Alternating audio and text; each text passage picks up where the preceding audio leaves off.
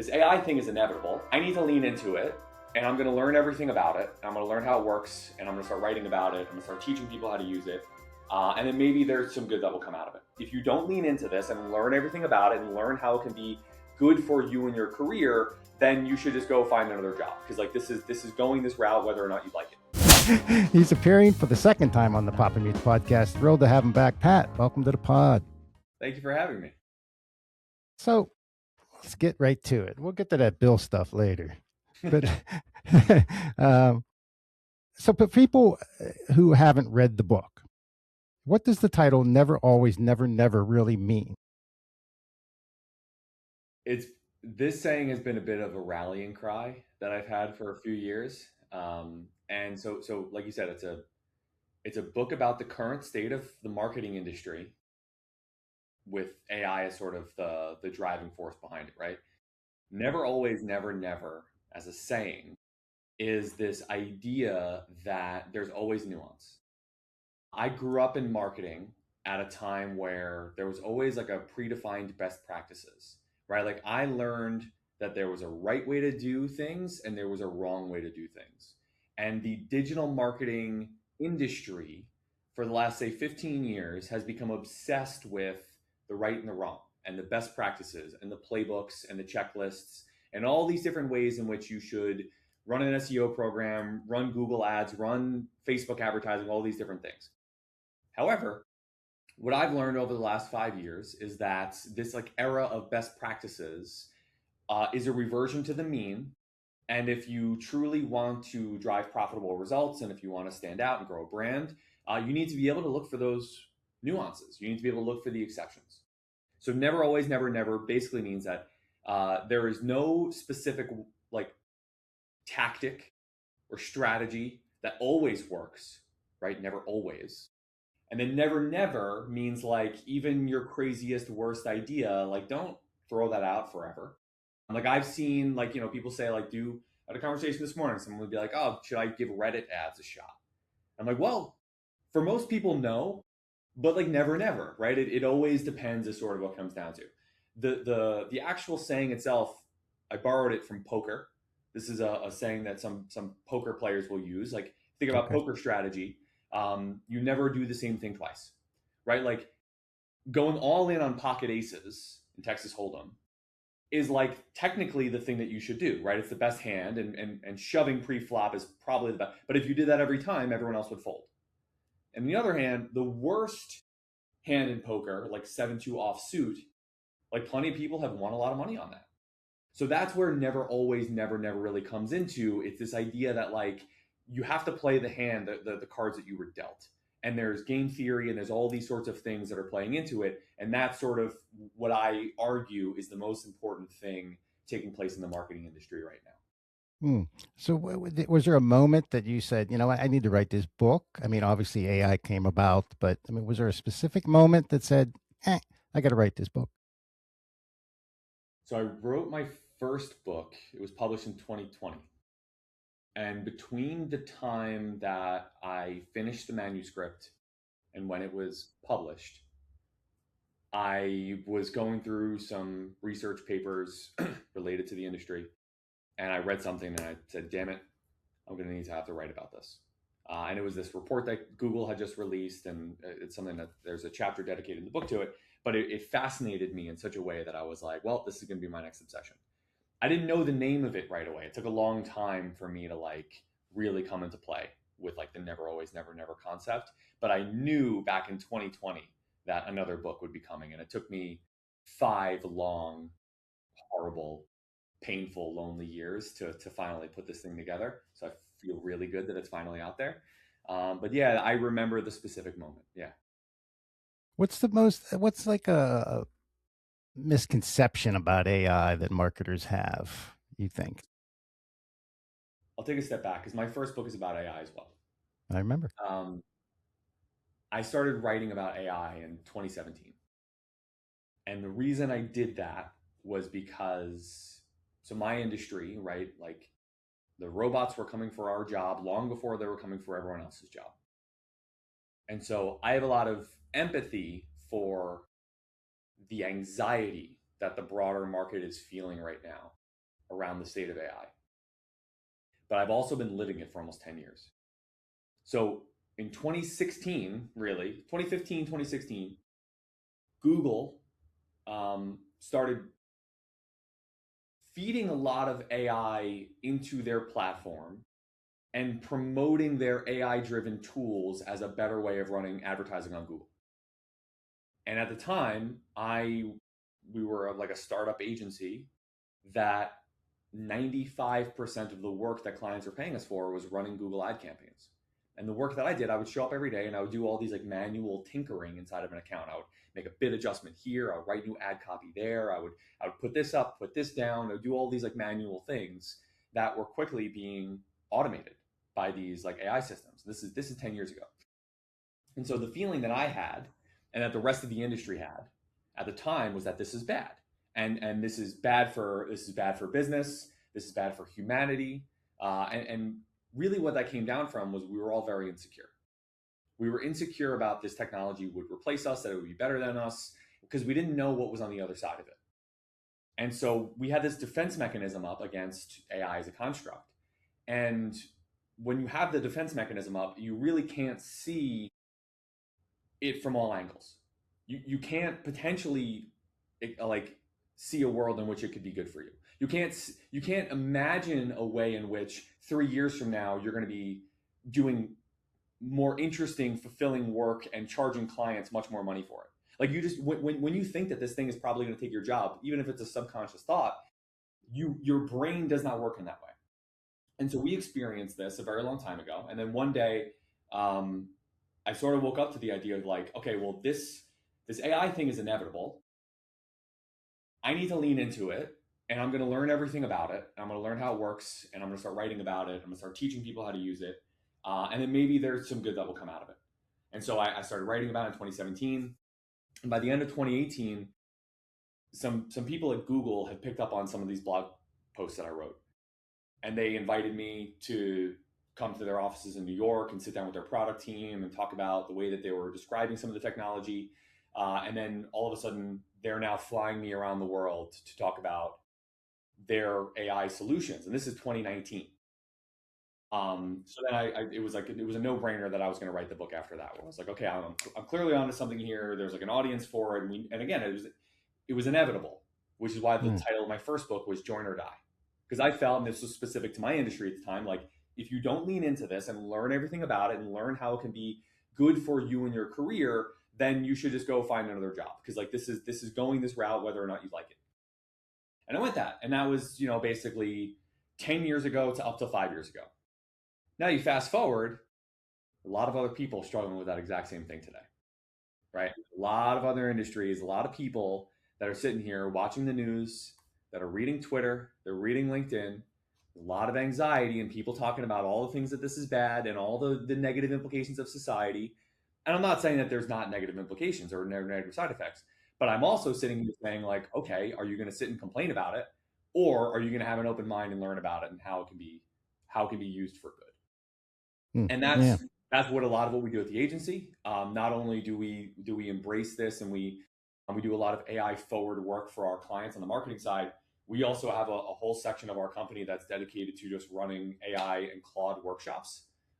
It's essentially like a full-time job for half of our company at this point, training people to use these tools for themselves. And it's been an amazing last couple of months that we've kicked off that initiative.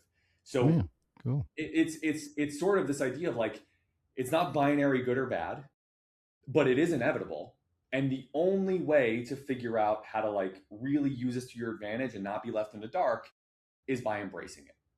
And I think by not doing that, to answer your original question, that's where everyone has their misunderstandings, right? Because then they have all these interpretations about how this stuff works and what the data privacy issues are and what the implications are. And I think that most of what I hear is they're wrong because most people have not spent enough time actually learning how the technology works to be able to have a real intelligent conversation about the reality of what's happening in front of us. So, what are the skills you need? I mean, someone's coming out of Penn State and they want to get into marketing and the AI thing. What skills are AI driven? I guess. Communication matters so much. And communication as a concept is interesting because it's what separates us from the rest of the animal kingdom, right? Like our ability to communicate with language. But yet we all still suck at it. Like you've been married for however many years, right? You guys still have miscommunications, right? God, you sound like The, my wife now. like you think about it, like this thing that we really try to be good at it. We have a lot of intentionality behind like getting on the same page with even our spouse. And we fail to do that. The person who knows us the best. I mean, So my wife is a, sorry to interrupt, but she's a large learning model. You know what I'm talking about, right? well, we She all has are. all the information and it's telling me what I should be doing Exactly. Well, we on a all are. daily basis. She's prompting me 24/7. Sorry. Sorry. Prompting Go ahead. is a Yeah. hilarious way to think about that. So communication matters. Well, and we're really bad at it. So now you think about, well, what is AI? Well, the fundamental like kind of underlying interface that we all interact with is a large language model. And most people, like if there's anyone for everyone that's out there saying like, oh well, the AI thing is not as good yet, or it's like it's not as good for me. No, you're not good at using it. If you were a better communicator and if you also understood how the technology worked, I promise you it's magic. It's incredible. It's like this unbelievable thing. But so understanding language and communication is a significant advantage. So that's kind of pillar number one. I would say like someone coming out of school or really any business that's being transformed by this right now, which is almost everything. Communication matters. I think strategic thinking and being able to problem solve matters more than as ever before because up until this point, like if you could do a task and do so efficiently, you could have a career somewhere making widgets on a factory line. Well, guess what? It's really easy to train a computer to do that now. So where is the value? Well, it's doing the things that AI is not really good at, which is strategic problem solving. So that's another principle I would say as well. And that's where I think, by the way, that's where marketing lives. That's where the value of my agency lives, being able to live in the nuance, understand the no, never, always, never, never principles and say, I'm not just gonna, it's not a computer program. I need to be able to understand and critically solve these problems. And then the third thing that I'll say is um, it's sort of a, it's sort of like a separate point from this. But what I've found is there's a skill in being able to break down problems into smaller modules. And it's a certain way the brain has to be wired. And those people that can do that thrive really well in an AI environment. So if I walk into someone, you name a job, a trade, and I say, "What do you do all day? Let's try and teach Claude how to like automate a lot of your daily work." They wouldn't have an answer for me. They wouldn't be able to like explain. They'll be like, well, it depends. I do so many things. It's like, yeah, but like name one thing that you do when you come to work every day. And a lot of people have paralysis in answering that question. And so being able to think about, okay, all these individual things I do when I get to work every Tuesday, I have a meeting with this client and I pull a specific report and here's how to go and do that. And then I send this an email that has that report attached to it. Okay, that's a thing that you do. And now, and this kind of goes into like the Claude workshop stuff, is like you can now train Claude to do that specific thing for you.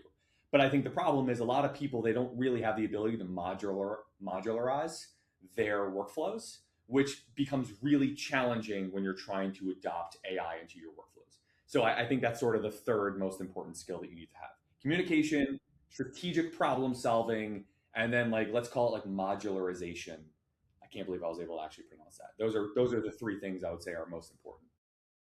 Cool. Is there an ethical line, you don't want to cross with AI, business wise, marketing wise, you know, because you could, I mean, go over the top, I guess. I don't know if there's an ethical line to not So cross.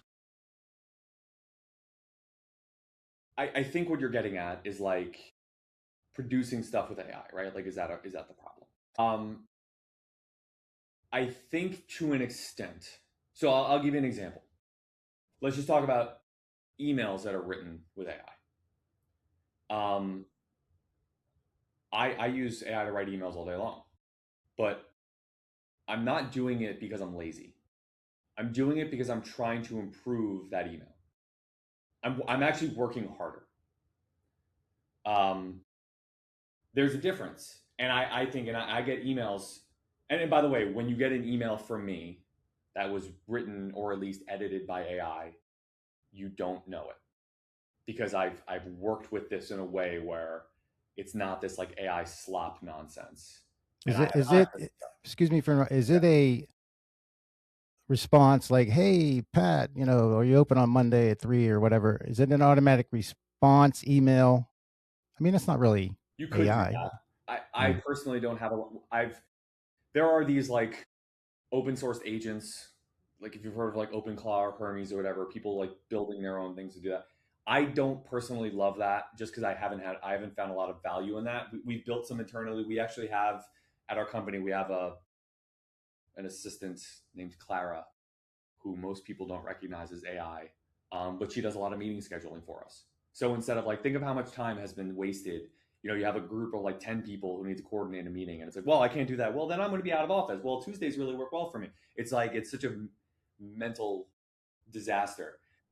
So being able to like tag Clara and say, can you just like coordinate with all these people to get time on the calendar? It's awesome. But like other than that, like I'm not a huge fan of that personally. I like to have my own sort of I like to have my finger on the pulse with most communication. But like, let me give you two examples with the email side. Um, okay, on the one hand, I'm currently in the middle of a negotiation with a prospective client, and it's a big contract. I send it over to them. And the guy sends me an email back that was clearly just like copy and pasted from ChatGPT. And like it wasn't even that it was like the language that I picked up on, like the formatting was like all the same. What he probably did, I'm sure he didn't read the contract. I'm sure he didn't read the proposal. He likely took the link to it or the PDF, put it in the ChatGPT and said, analyze this for me and give me an email response with questions. And he just sent this like very long email back to me. And so now I think this guy's kind of an idiot because I have all the upper hand. Because I know that he didn't read, he's not making any decisions himself. He didn't read this contract. He doesn't even know the questions he's asking. So now I don't actually have to concede anything in negotiation to this guy. I just need to respond in a way that I know his ChatGPT will be happy with. So like he's using it in a way that's lazy. And that's a mistake. And I'm going to take advantage of that, right? Okay, that's example number one. Example number two is like I have a team member who sent me an email a couple weeks ago. And it's like a serious email and it's about like their trajectory here and their future and some critical feedback about some stuff, whatever. And the first line in the email was, this was completely written by me and not by AI. And they were trying to explain this by saying, like, this is me. Like, I'm not being lazy. But guess what? That email was like all over the place. It rambled a little bit. It like wasn't super clear. And I responded to them and it was like, well, okay, like, listen, like, we're talking all these things, but like, first of all, you should have used AI to edit this because if you wrote up this draft and then put that into Claude or ChatGPT and said, I'm speaking to my boss, and this is the main point I want to get across, and this is the tone that I'm trying to achieve, and I want you to analyze this as if you see him on the other side. What things do I need to clean up? Is there anything here that will kind of break this communication thread? And if you had taken the 2 minutes to do that, this whole email would have been so much better. And so like I am very pro using AI to for all of us to be better at things that we're trying to be better at, whether it's communicating, whether it's producing better ad concepts, whether it's producing better websites or landing pages, whether it's producing better products. I'm very pro. But if you're just using it to be lazy, then yeah, of course I'm against that. That's why you have digital slop and all this like garbage that's like ruined social media. Like of course I'm against that. But it doesn't mean that the entire technology is bad. There's nuance. Got it. Should you tell people that you're as a marketing ad that you're using AI? I mean, I don't know how you would tell them. I mean, should you let them know this is AI generated if it's a commercial or what have you? Well, it's not really for me to decide. Thankfully, I'm not a legislature, even though New York State did actually just pass a law. If I create something on Photoshop or if I create something on Gemini, why does it matter? Like we use technology to do stuff. So like why does it matter if it's this technology or that technology? Like we all know that Michelangelo didn't hand paint the ad that you're seeing on Instagram. Like it was made with Canva or Photoshop or Gemini or ChatGPT, whatever their image model is called now. So why does it matter? I don't like, I don't really understand. And it's like, listen, there are there are a lot of people who are employed as graphic designers that, like, of course this is a threat to them. But guess what? Those people are employed because right before they got into that field, technology existed to allow them to pursue that and make a living. So who are we to slam the door and say this is where we draw the line on technology?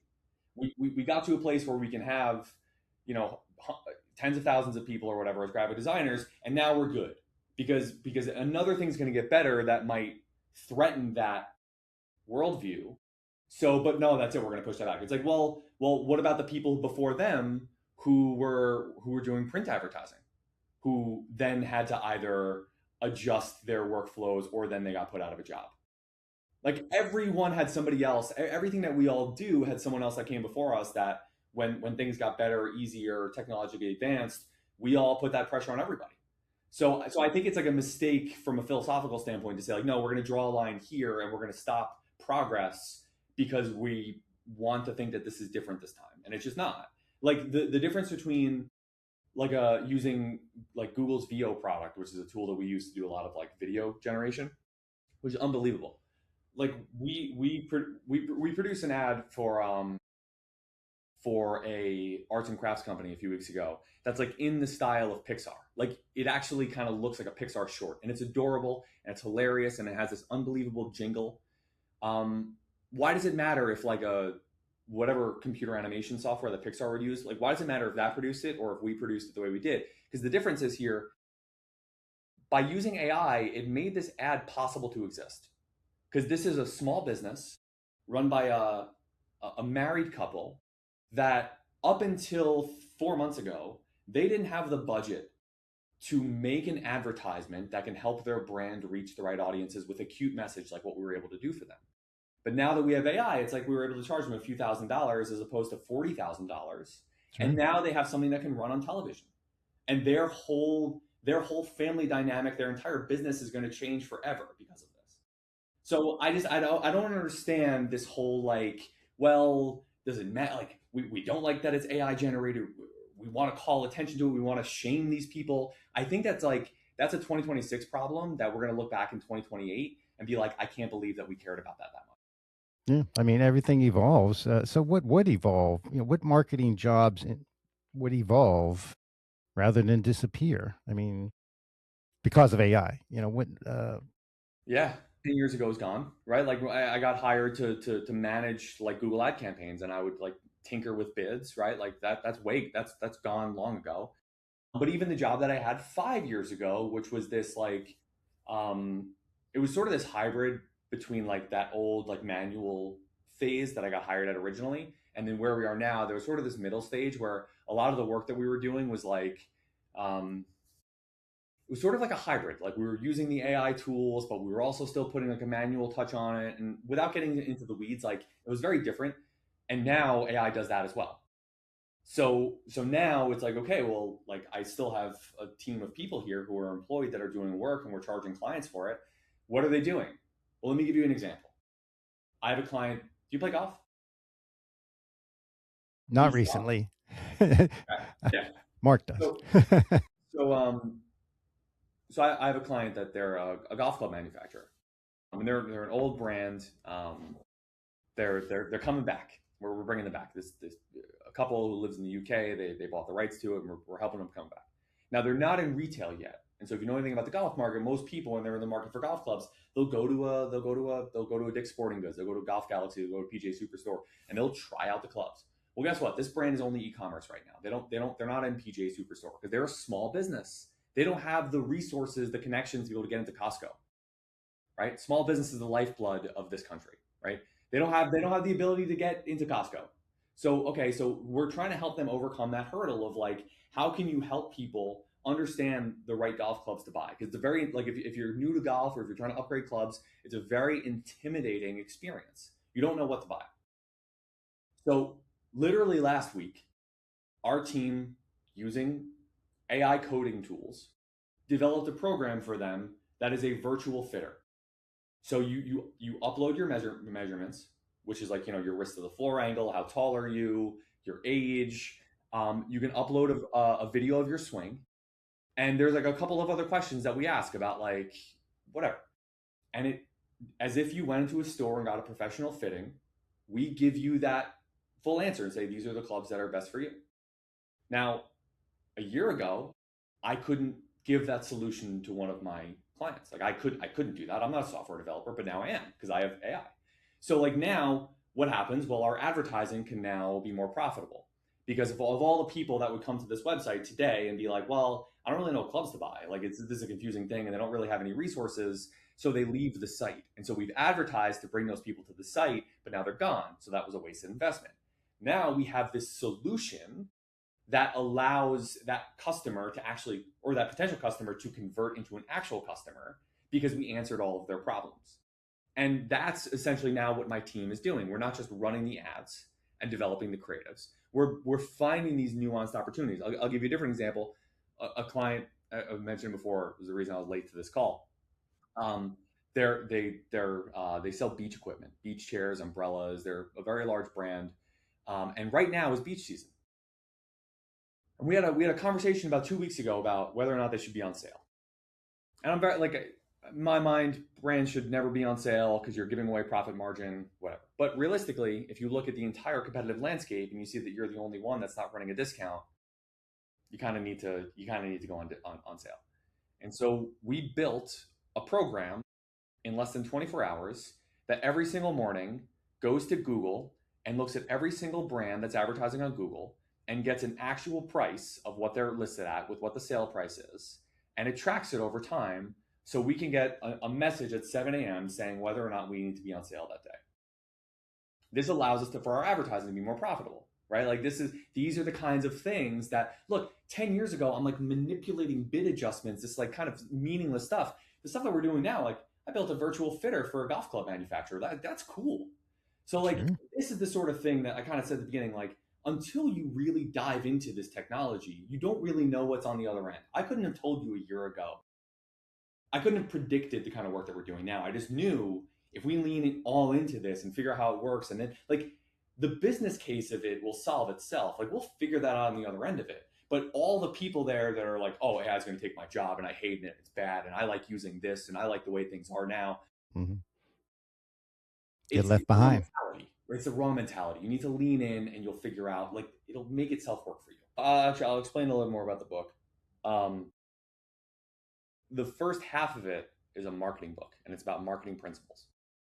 And so I'm a big believer in the idea that in a world that is constantly changing, the most important thing to do is to recognize those things that do not change and really know them well.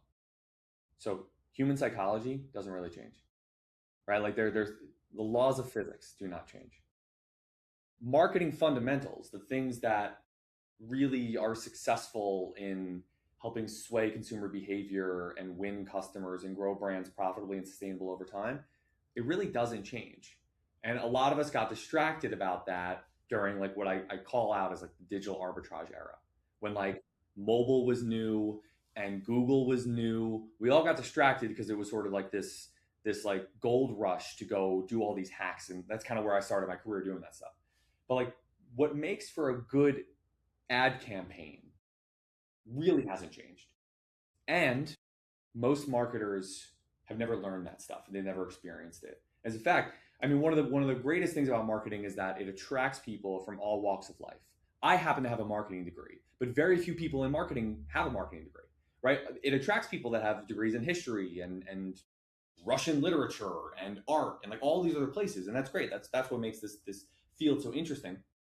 But like 30% of marketers can name the 4 Ps, which is like one of the most like important frameworks that you learn. I learned in every single class at Penn State.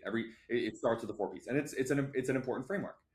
So I think that there's a lack of marketing education in the fundamentals and the principles. And so the first half, and I think it's done in a very accessible, non-academic, entertaining way, where I share a lot of personal stories and examples that help people like learn the basics that I spent 4 years and a ton of student loan debt to go acquire that knowledge.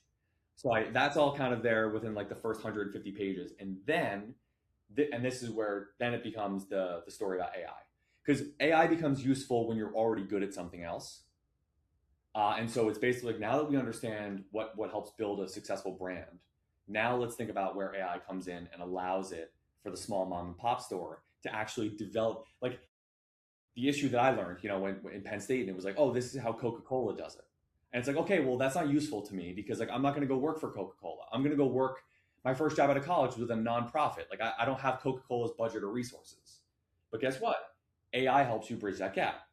So now you can take some of those same sort of principles that allow to build giant brands like Coca Cola or Geico, and a small business can actually put that to work because that's how amazing and effective AI is now. So that's the book in a nutshell. Who is it not for? I think it's not for people who have had their mind made up about how marketing works or how AI is bad for them.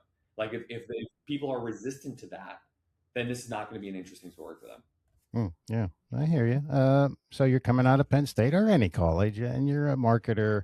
What advice would you give them?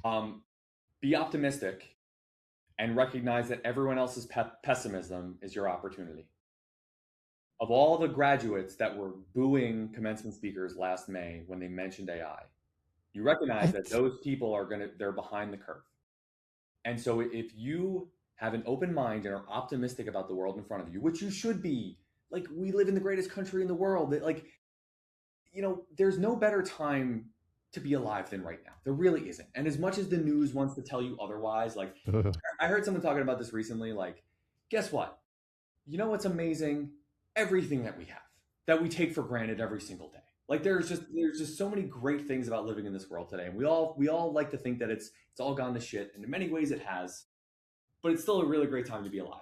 And you have to really believe in that and be optimistic and be curious about the world around you. And so if you look around and say all these people are miserable, they're all complaining, they're all not taking advantage of the resources and the access. Like you could learn, like people used to go to school for years and years and years to learn stuff that you can get on YouTube in like 3 hours for free. So like if you just take advantage of these things when everyone else is sort of asleep or being, bitch and moaning about how the world is out to get them, that's the biggest advantage that you can have in your entire life. It's just doing the thing that others aren't willing to do. so this might be a little controversial. Do you need a marketing degree to get into marketing? No.